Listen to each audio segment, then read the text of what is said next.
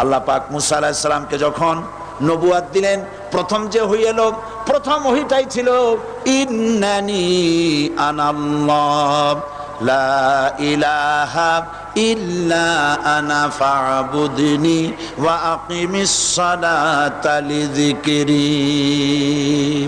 নিশ্চয়ই আমি আল্লাহ, আমি ছাড়া কোনো ইলাহ নাই, আইনদাতা নাই, বিধানদাতা নাই, সুতরাং আমার দাসত্ব করো এবং আমার শরণার্থে নামাজকে প্রতিষ্ঠা করো।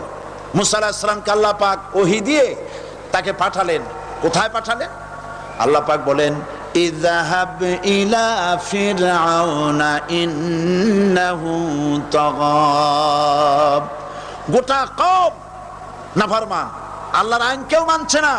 আল্লাহ পাক সর্বপ্রথম মুসা আলাইহিস সালামকে দাওয়াত নিয়ে কার কাছে পাঠালেন? ফেরাউনের কাছে। কারণ ফেরাউন হচ্ছে রাষ্ট্র শাসক। ফেরাউন কি?